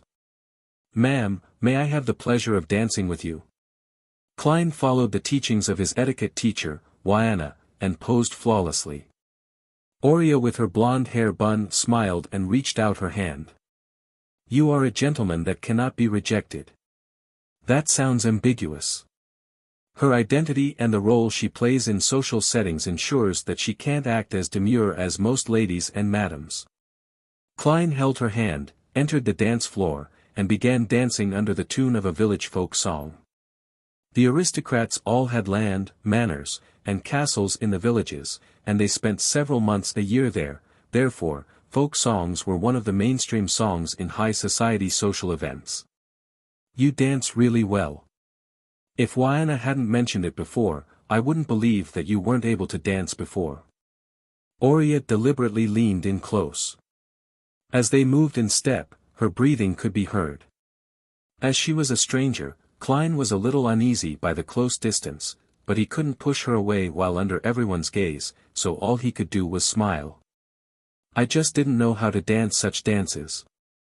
In fact, I'm good at the kind of dances from Desi Bay and the southern continent where there's greater freedom. I also like those kinds of dances. They are full of strength and passion. It's danced for yourself and not for others. Aurea found a topic as she gyrated her body, appearing extremely intimate with Dwayne Dantes. Towards the end of the opening dance, she said with a suppressed chuckle, "If it wasn't for the rumors, I would even suspect that you don't fancy women because you're a little stiff. However, I no longer have any doubts." As she spoke, she glanced down. Klein was actually rather embarrassed. She was really good at using her body and words to create a suggestive atmosphere. However, Dwayne Dantes was an experienced man and couldn't admit defeat. He smiled with a natural expression. Stiffness is a result of not being used to Backlund's social scene. I can teach you, Aurea said with a chuckle. At that moment, the tune came to an end as she took a step back and winked with a smile. You're really passionate. The words were a double entendre that left Klein nearly blushing. He even began to suspect if she was related to demonesses. He continued wearing a stoic expression as he bent his back into a bow, and he sent Aurea back to her spot. Through the corner of his eye, he caught Wilma Gladys, who was pregnant with the Snake of Mercury, walking towards the long table to the side. Her target was apparently the first batch of ice cream. Chapter 8:18, Warning Translator, Atlas Studios Editor, Atlas Studios. Klein's gaze moved away from Wilma Gladys and looked to the pastries like carrot cake and cream puffs to the side, as well as the roasted poussin, stewed lamb, seared ribeye, Desi roasted fish, and the other food nearby. He gulped his saliva slightly and forced himself to retract his gaze as he prepared to invite Ma'am Mary for the second dance.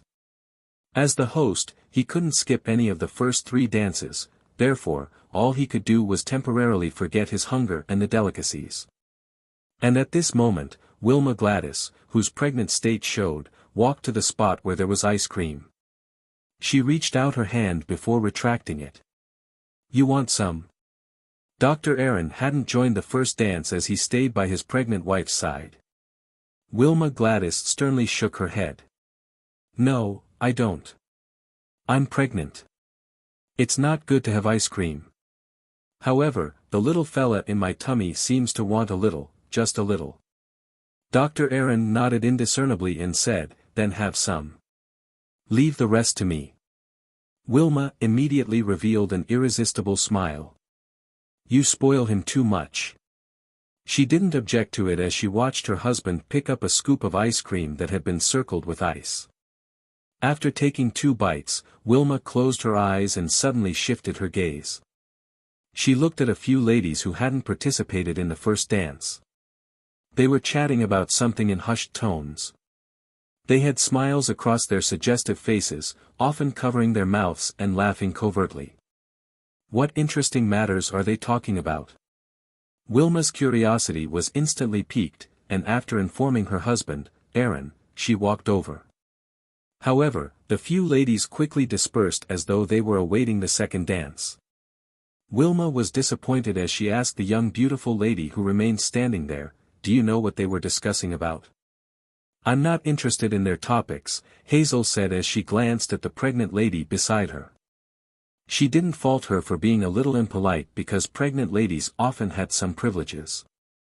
Only then did Wilma notice that Hazel, with her long black-green hair, was holding a cup of champagne. She looked like she had no wish to be invited to a dance. She has a sense of pride that stems from the bottom of her heart. Even when looking at Baronet madams, she will only maintain the most basic courtesy. This is a delightful character, but the problem is that she's like that to everyone. She's overly cold and aloof. Perhaps, she's in the rebellious stage that Emperor Roselle had mentioned before. As a middle school teacher, Wilma couldn't help but make comment inwardly. Then, knowing better, she opened up a distance from Hazel and began looking for the ladies she was familiar with. After completing 3 dances, Klein finally had a brief reprieve to stuff himself with more food and drink some thirst-quenching sweet iced tea. This was a D's specialty that he specially got the kitchen to prepare. Due to the influence of Death Knell, he had drank a little too much. After having a short conversation with Bishop Electra, he had to apologize and take his leave to the washroom. In fact, he could hold back for another 3 more dances. However, he felt that Snake of Fate Will Septon might have wanted to communicate with him, judging from his sudden appearance, therefore, he found a suitable place without anyone around. Although he is an unborn fetus and came here passively, if he doesn't wish to meet me, he has 100 ways to stop his mother from heading out. In short, it's worth giving it a try. Klein mumbled as he entered the washroom and locked the door. Just as he was in a dilemma to deal with his burgeoning bladder or patiently wait another 2 minutes, his spiritual perception triggered as he looked at the mirror. At some point in time, the mirror had produced a black pram that was covered in shadows that prevented him from seeing any details. The only thing he could discern was that there was a child wrapped in silver silk inside. The child used a clear voice and said, "Your fate deviated a little." What happened? Klein tensed up immediately. Will Septon in his infant form scoffed and said, "You should ask yourself. All I know is that you likely met an angel." Klein immediately recalled his experiences on the primitive island and had a guess. After contemplating for a few seconds, he asked with a frown, "Can angels see my uniqueness?" "I've met Orange Light, and he said that only a few high-level creatures of the spirit world, as well as deities with certain unique authorities or beyonder who represent fate can discover this point to a certain extent. Of course, close contact has to be made." In the pram, Will Septon sucked at his thumb and laughed. "Probably not, because you aren't dangerous. Besides, apart from you being unique, some items on you or your companion might have a similar uniqueness that can garner the interest of that person." Items on me, my companions. Klein's mind raced as he discovered that he might have been psychologically cued in the past, and along with the fact that he hadn't thought of it, he had missed out something. When exploring the primitive island, he had brought Groselle's travels along. This was a book created by an ancient god, the Dragon of Imagination, Ankwelt. If that primitive island is related to the Twilight Hermit Order, be it the Angel of the Spectator pathway deep inside the cathedral with a high-sequence ingredient of the Storm pathway, or the opposite, he will likely be interested in the notebook. After all, the leader of the organization is the Angel of Imagination, the Son of God, Adam. And it's because of this notebook that I was allowed to take away the Tyrant card while also preventing me and Mr. Hanged Man from continuing the exploration. Klein had a hunch as he asked, "How should I resolve this?" "There's no need. In the long term, this should be something good, but there might be some trouble midway," Will Septon replied with a clear voice. "Furthermore, you are already burdened with so many matters. An additional matter wouldn't matter. I warned you so that you can take note so as to not be struck by trouble, makes sense. One stops worrying when there are too many debts. Perhaps it might create opportunities and let my debtors end up fighting." On careful thought, Klein echoed inwardly. He asked instead, "My friend who wishes to obtain a drop of a mythical creature's blood wishes to know exactly what you need." "What do I need?" Will Septon scoffed once again. "There's plenty I need. For example, the means to accommodate the die of probability, or how to finish off Ouroboros. If it's possible, you can take as many vials of blood as you want. But, can it be done? If it's possible, why take the risk to finish off Ouroboros? Wouldn't it be easier to just deal with a weak snake of fate like you?" As Klein lampooned, he shook his head without a doubt. "No. Then think of something else. I'm not in a rush." Will Septon paused and said, "There's a very arrogant lady at the ball tonight. There's something wrong with her. If you have the chance to chat with her, you can lead the topic of conversation towards dreams. Hazel? Dreams? Klein nodded in thought. Okay. Seeing that Wuxia had the intention to leave, he hurriedly said, that paper crane is about to tear. How should I contact you in the future when I encounter an emergency?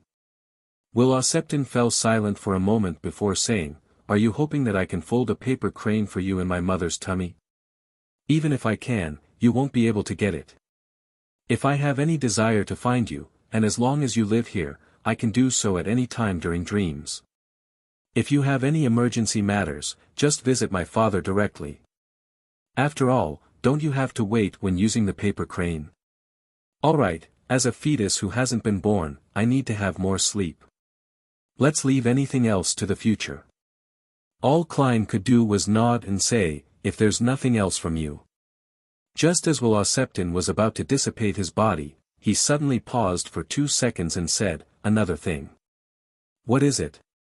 Klein tensed up once again.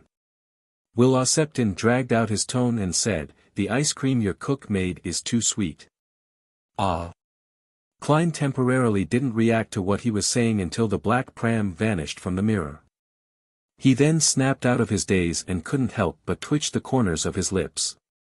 After settling the problem with his burgeoning bladder, he washed his hands and came out. He found Richardson and instructed, go to the kitchen and get them to lower the sweetness of the ice cream that is subsequently being made. Richardson didn't ask why, and he immediately did as he was told. Only when he was about to enter the kitchen did he recall the problem. Mr. Dwayne Dantes hasn't touched the ice cream yet, so how did he know that it's a little too sweet?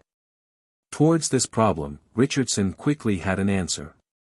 He believed that a guest had informed his employer after sampling the ice cream. Although it was a little impolite, it wasn't something rare, especially among familiar friends. They would proactively and kindly inform him so as to prevent the host of the ball from suffering unpleasant critique. At this moment, as the previous dance was still happening, Klein wasn't in a hurry to consider a dance partner. He walked to the long table by the side and seized the opportunity to have some of the delicacies. Just as he selected a piece of Desi roasted fish without many bones, he suddenly saw Wilma Gladys lean over and pick up a cup of sweet iced tea. The lady nodded at the host and smiled. This beverage is nice. I've never had it before. It's sweet iced tea from the south, Klein explained with a smile as he casually glanced at her tummy. He seems to be very obedient. Oh, perhaps, it's a she. Wilma smiled. Most of the time, but there might be some stirrings in the middle of the night at times. Middle of the night. At times. Don't tell me it's when he's replying to my questions. Klein suddenly broke out into a sweat as he feigned ignorance and cast his attention back onto his plate. As Wilma drank a sip of sweet iced tea, she headed back to her previous conversation. When the new dance began, Klein handed his plate and cup to an attendant beside him and glanced at Hazel. He slowly walked over and bowed with a smile. Lady, may I have the pleasure of dancing with you? Hazel fell silent for a few seconds and placed the cup of champagne onto an attendant's tray and replied politely, it will be my pleasure. Chapter 819, Gift Translator, Atlas Studios Editor, Atlas Studios. Amidst a soothing melody, Klein and Hazel began dancing with their backs straight. One was tall and slim, and apart from the clear difference in age, their movements, demeanor, and looks were highly compatible. It was a beautiful sight to behold, one that could almost be used as a prime example for dancing. Klein took the initiative to break the silence. As they twirled, he casually said, I often had nightmares some time ago, but thankfully I had the goddess's blessings. I prayed a few times at the cathedral and drank a few cups of holy water, and after that, I stopped jolting awake. Hazel silently looked up and, after 2 seconds, asked, what kind of nightmare? To think you will be interested in such a topic. Wuxia was right after all. Klein replied with a smile, I was being pursued by all kinds of monsters inside an abandoned, dilapidated cathedral. But you probably know, it's almost impossible to remember the details in a dream.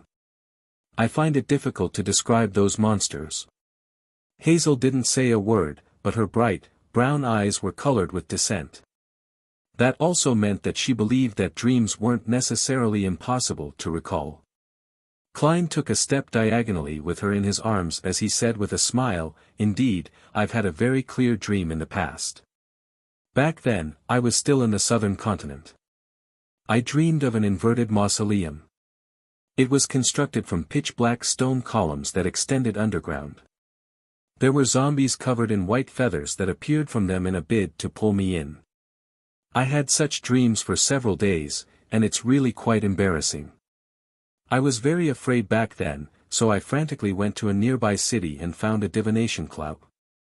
I got them to interpret my dream, and I received the conclusion that during one of my purchases of local goods, I had offended the faith of a tribe that believed in death. Strangely, when I went to the tribe to apologize, gave them gifts, and participated in their celebrations, I never had that dream again." He had fabricated the story from his experience as a seer. His goal was to pique Hazel's interest to see if she would unknowingly reveal something.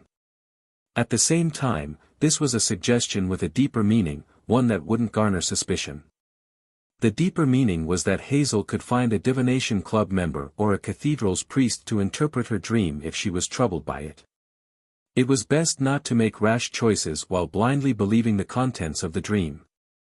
When Wuxia mentioned that there was something wrong with Hazel and suggested chatting about dreams, Klein suspected that her dilemma stemmed from a dream that kept happening. Otherwise, it was hard to explain how, despite being at least a sequence 8, she had a severe lack of knowledge towards the mysterious world with her blind arrogance. Furthermore, she was a lady from high society who had been educated at home. Thus, it made it difficult for her to make contact with unaffiliated beyonders or those without clear intentions. After all, her father was a member of parliament who was definitely protected. She likely had no lack of beyonders around her. Therefore, Klein believed that Hazel might have made contact with something or had caught the fancy of some powerful beyonder due to her personality. Through dreams, she was slowly guided to become a beyonder, without giving her the necessary knowledge. At the same time, the entity enticed her to dig in the sewers to search for something. There were two reasons that solidified his theory. Firstly, it was because of Wuxia's words. Secondly, sequence 5 of the Marauder pathway was Dream Stealer. It was impossible that it only had the one beyonder power of stealing the intent behind an action. Hazel quietly listened to Dwayne Dantes' description as her mouth subconsciously gaped before closing again.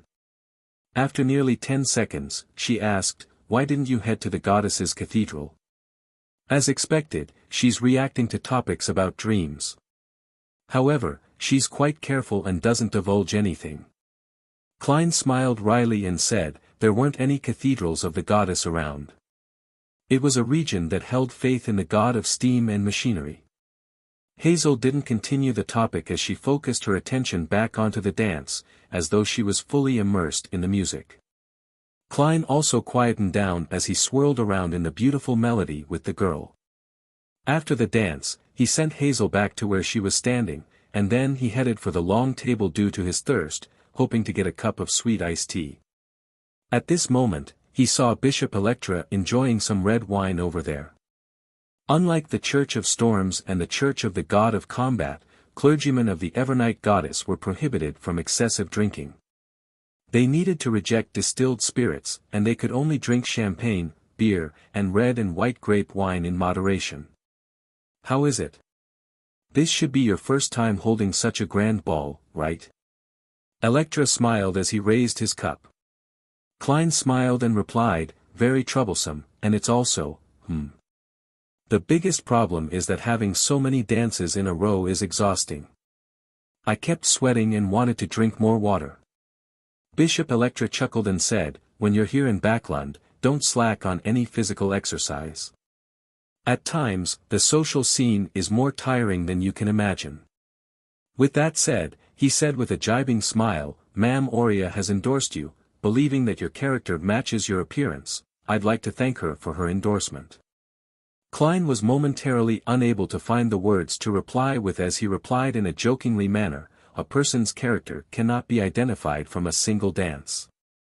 Without waiting for Electra to reveal a smile that all men understood, he switched to saying, Your Excellency, I've recently involved myself in some business, and I'm afraid that I might offend a gentleman in power. I'm a little worried. He was referring to the coin company and Baron Sindras. Electra took a sip of red wine and said, Don't worry. Backlund follows the rule of law. Besides, the goddess will bless you. That's relieving. Praise the lady. Klein seriously drew the crimson moon on his chest. After Electra headed for the dance floor, his gaze darkened as he sighed silently. He wasn't feeling fearful or hatred. He just felt a slight guilty conscience. Up to this point in time, the Church of Evernight had been good to him. Although money was the reason, they had provided him plenty of help to the point of providing him some protection. Yet, he was planning to deal with the keepers, as well as contemplating how to steal something from the core seal behind Cheney's gate. Sigh, if this plan takes too long to complete, I'd really need periodic psychological treatment. Otherwise, I'll have some mental problems. Klein monitored his emotions as he shook his head indiscernibly. In an apartment in Sherwood Borough. Zio came home with Faina Potter pies and Desi Bay sweet iced tea. As she put it on the dining table, she said to Furs, Don't eat too much of such food. It's unhealthy. Why do you say that? Furs picked up a pie stuffed with fruits and ham before taking a bite. I read about it in a magazine. As a bounty hunter, maintaining one's figure is a necessity. Zio hesitated for a moment before pulling a pie to her mouth. Furs scoffed. You're a beyonder geared for combat, an extraordinary bounty hunter. There's no need to bother about maintaining your figure. Perhaps, you might have missed out on your final opportunity to grow taller as a result. Oh right, I heard that the warrior pathway has an effective way of raising a person's height. It's obvious just from looking at those barbarians from Fasak. Zio was taken aback as she suddenly sighed. But I was born as a half-arbiter. I have no way of becoming a warrior. Clearly, she had seriously considered it in the past. Realizing that she had triggered her friend's memories, she acted as though she hadn't said a word as she focused on having her late dinner. After they were done eating and clearing up, Furs pulled Zio into her bedroom and cleared her throat. You've helped me tremendously, so I plan on giving you a present. What troublesome matter do you need help with this time? Zio touched her short, blonde hair warily. Furs blinked as she suddenly reflected on her recent behavior. She chuckled dryly and said, This is for the past, the past. Without waiting for Zio to reply, she took out a metal box under Zio's doubtful gaze, one that was used to store cigars. I don't smoke, Zio said with a shake of her head. Furs tersely answered as she opened the box, revealing a translucent hexagonal pillar that was light blue in color. Zio's gaze froze as she looked at the luster that streaked inside the crystal-like lightning as she instinctively asked, Interrogator. Yes, a participant at a Beyonder gathering was selling it cheaply. I was afraid of missing the opportunity and hurriedly bought it, Furs said the complete truth. As you know, I've recently been rewarded by my teacher because of something just a while ago. I'm not lacking in cash. Zio knew that her friend had been out recently, claiming that she was doing something for her teacher. However, she found it unbelievable that she could so easily buy her an interrogator Beyonder characteristic as a gift. This was completely unlike her original lifestyle. Is she still gambling, having earned large sums of money after becoming an astrologer? Or did she finally cast her sights onto a bank vault and used her door-opening powers to rob the cash inside? Many guesses flashed through Zio's mind, but she wasn't able to find the corresponding proof. About 2 to 3 seconds later, she made a decision. She was to randomly pretend to head out 2 days a week, and she would secretly observe what Furs was doing. If it wasn't for her trust in her friend's character and bottom line, she would have suspected that she had become the mistress of a powerful Beyonder or tycoon. It's too valuable. Zio waved her hand, in an attempt to reject the gift. Furs had already thought of the excuse as she said with a smile, "I'll have matters to trouble you with in the future. Just treat it as an advanced payment. We are good friends." "There's no need to talk about payment," Zio hesitated for a second as she said with a shake of her head. "I was waiting for you to say that." Furs immediately smiled and said, "Then treat it as an early birthday present. Don't you reject it. But my birthday is more than half a year away." As Zio muttered, she eventually reached out and took the interrogator beyond her characteristic. Sunday afternoon. Zio repressed her excitement and anticipation as she headed out as per normal. She planned on heading to a specific spot to leave a corresponding mark to schedule a meeting with the masked man from MI9 at some secluded alley. After obtaining the interrogators beyond her characteristic and having digested her sheriff potion, all she needed was the correct formula to advance to Sequence 7. It would be a crucial step for her investigation of the truth and restoring her family's honor. Therefore, she was eager to receive a few more missions from the military to accumulate the amount of contributions she needed. After doing all of this, she planned on circling East Borough first to see if there was any important news. Then, she planned on returning home to Tail Furs, so that she could figure out what her good friend was up to, or if she was in any danger. However, the moment she entered East Borough, she had a hunch that someone was staring at her. Who is it? As a sheriff, Zio had a sharp intuition for monitoring others and for being monitored by others. Her heart tensed up as her mind raced to consider what had just happened. In the past 2 to 3 weeks, she hadn't encountered anything particularly noteworthy. The few criminals she apprehended weren't beyonders, and they were, at best, related to certain gangs. No one would offend a famous bounty hunter in East Borough for them. Therefore, she quickly narrowed down the list of suspects, and she vaguely guessed at the spies faction. A member from the Aurora Order. I didn't attend Mr. X's gathering, and an accident happened. Apparently, it was quite a stunning scene. The person from MI9 said that Mr. X was assassinated on the spot, and had his corpse taken away. Furthermore, the assassin had used powers at the demigod level. Is the Aurora Order investigating the possible culprits? Every invitee is in their sights. Although Zio was careless and short-tempered at times, her thought process was relatively direct. But in similar fields, she had a strong intuition that allowed her to figure out the crux of the matter. And on the matter regarding Mr. X's assassination, she had once been thankful that Furs had stopped her from attending, thus, avoiding the accident. On the other hand, she felt that there wasn't anything wrong about her, allowing her to stand up to the scrutiny of any investigation. Therefore, when she met the masked man from MI9 last week, she had been frank and confident, and she had accepted the mission to investigate the truth behind the matter. Unfortunately, she wasn't sure which other Beyonders had participated back then, and she had no clues to kick her off. That man from MI9 said that the members of Aurora Order are either lunatics or potential lunatics. You can't use common sense to guess at their actions. Even if they believe that there's nothing wrong with me, they can kill me in passing to vent their anger as a warning to the real murderer. The stressed Zio walked forward as she revised her path in East Borough. This new route allowed her to obtain the help of friends at any time. If she suffered an ambush, there was a considerable chance that she could escape or kill the assailant. As she walked, Zio's mind suddenly went into a daze, as she realized that she had unknowingly arrived back at her residence in Sherwood Borough at some point in time.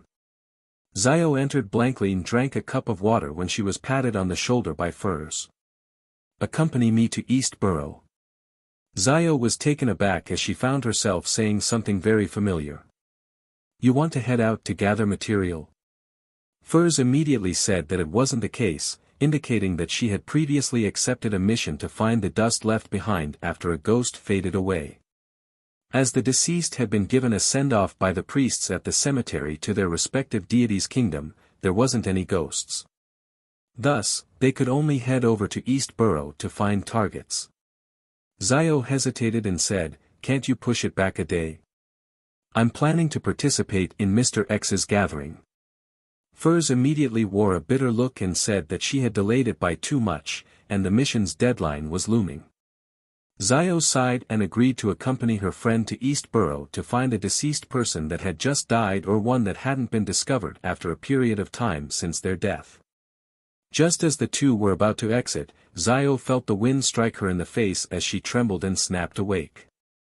She saw a wandering poet sitting in a corner, playing a 7-string guitar as he sang a folk song that was famous in the southern villages.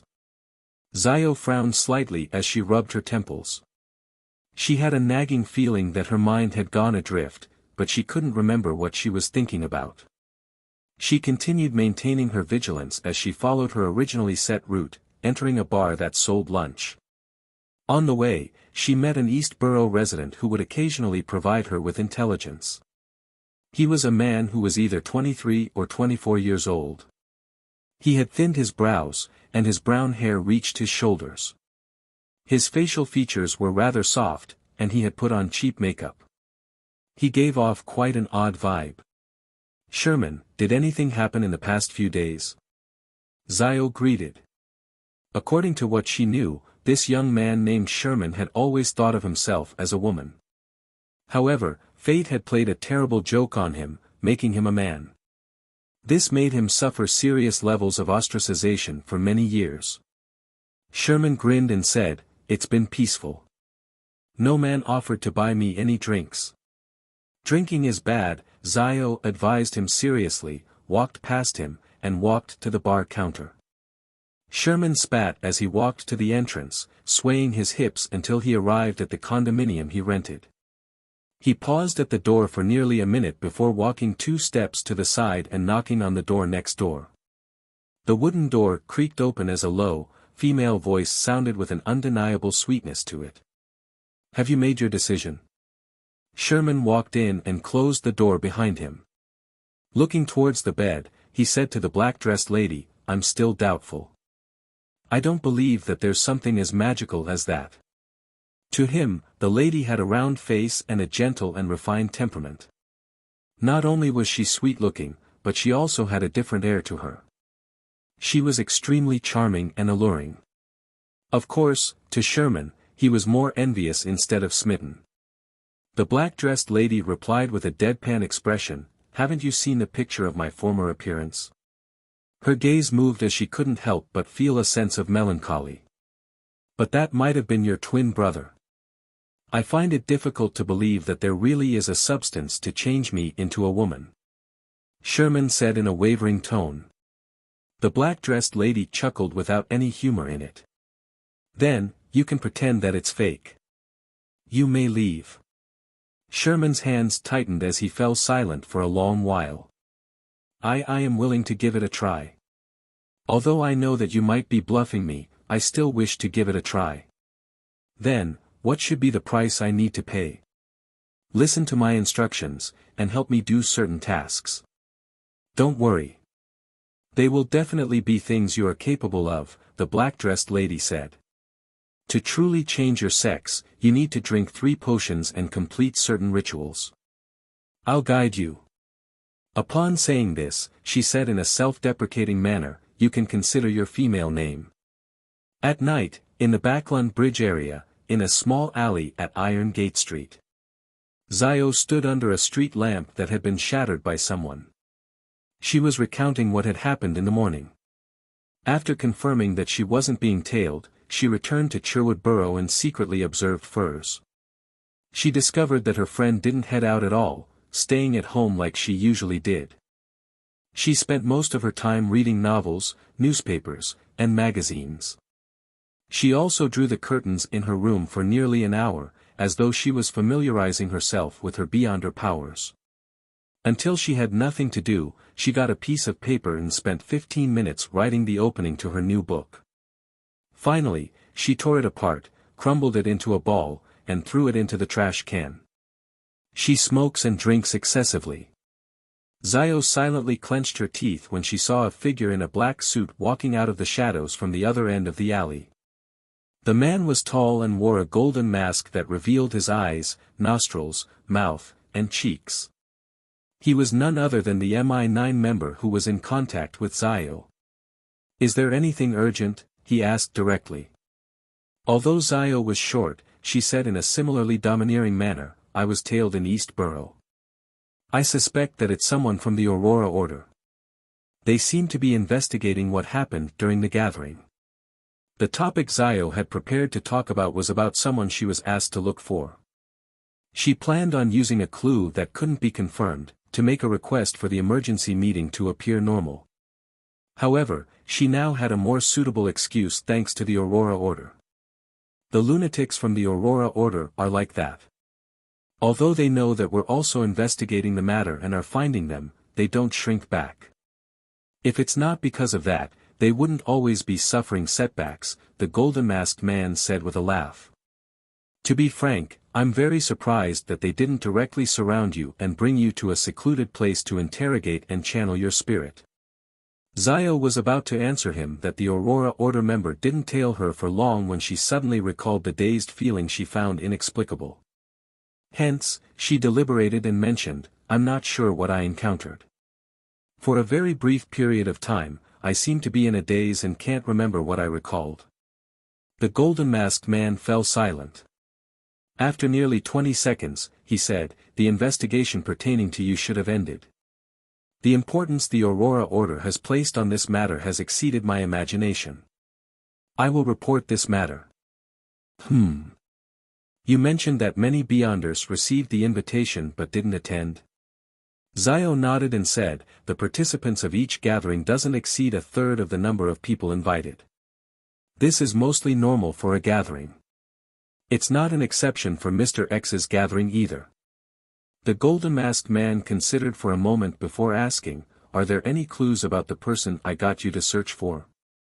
The person whose original name was Trissy?" Zio shook her head after seeing him nod. "Not yet. She's likely experienced." The golden masked man immediately chuckled. "The number of people she has killed is more than the number of bounty missions you have completed. If you have any clues, make sure not to approach her. She's highly dangerous." Zio tersely answered and focused on the main topic at hand. "Is there a new commission? Why have you suddenly become so proactive?" the golden masked man asked in surprise. Zio frankly replied, "I'm almost about to save up enough points to exchange for the interrogator potion formula. I wish to obtain it early." "Actually, there's no need for that. You can directly exchange it for the potion, as it will save quite a bit of points," the golden masked man suggested in Zio's behalf. "I already have the Beyonder characteristic." Zio shook her head and said, "That would still take a very long time. I might be able to buy the ingredients at other Beyonder gatherings." The golden masked man didn't insist as he said with a laughing sigh, "I wish you luck. This time, it's a rather complicated commission. If you can complete it, you should have enough points." Zio held back her delight and asked, "What's the mission?"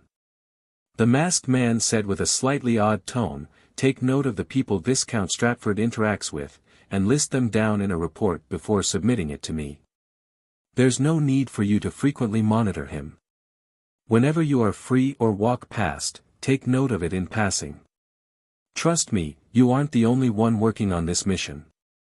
As long as you hand over a report of certain value a week, it'll be considered as you contributing a certain amount. This can be repeated every week.